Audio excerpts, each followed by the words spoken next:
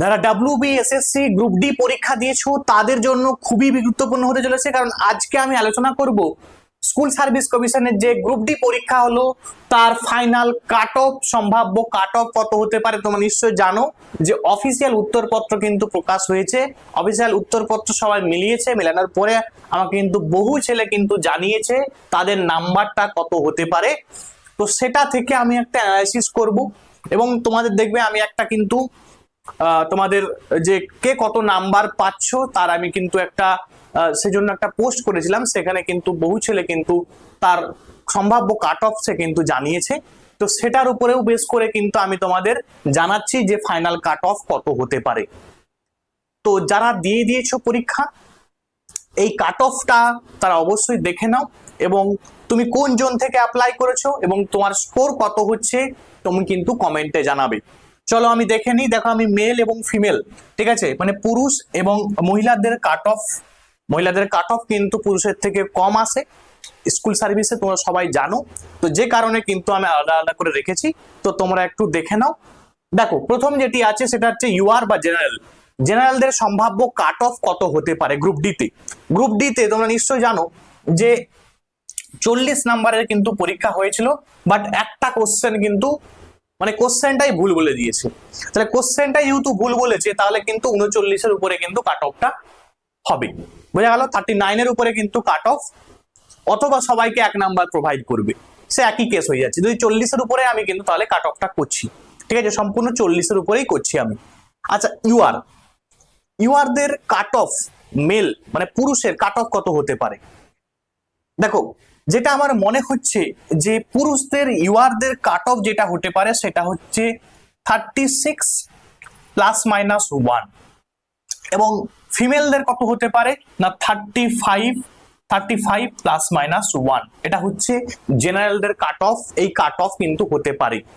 কারণ কিছু কোশ্চেন তোমরা নিশ্চয়ই জানো কনফিউশন যুক্ত কোশ্চেন ছিল, অনেকে ভাবছে এখানে 38-39 কাট অফ যাবে, আমার মনে হচ্ছে যে এত কাট অফ যাবে না, কারণ কিছু কোশ্চেন ছিল যেমন আমি দেখলাম কিছু কোশ্চেনে আবার দেখবে ডবল মানে যারা বি করেছে বা বিসি করেছে তাদের কিন্তু অ্যান্সার মানে সেটা দুটোই কিন্তু অ্যাকসেপ্ট করা হয়েছে। তো যা হোক আমি তোমাদের তাও এই কাট অফটা কিন্তু সম্ভাব্য কাট অফ যেটা আমার মনে হচ্ছে সেটা কিন্তু আমি তোমাদের দিলাম 36 ±1, এটা কিন্তু 35 ±1। ওবিসি বি এর কাট অফ কত হতে পারে না ওবিসি বি এর কাট অফ পুরুষদের ক্ষেত্রে 35 ±1 এবং এটা হবে 34 ±1। ওবিসি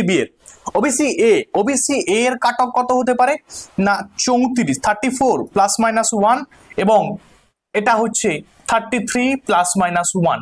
ফিমেলদের কাট অফ মনে রাখবে অলওয়েজ কিন্তু এক হলেও কিন্তু কম যাবে। এসসির কাট অফ কত হতে পারে এসসি 33 ±1, এটা কি হবে না 32 ±1। এসটির কাট অফ, এসটি দেখবে কাট অফ কিন্তু একটু লো যাবে, ঠিক আছে, এখানে ধরতে পারো তোমরা যে 32 ±1 এবং এইদিকে 31 ±1।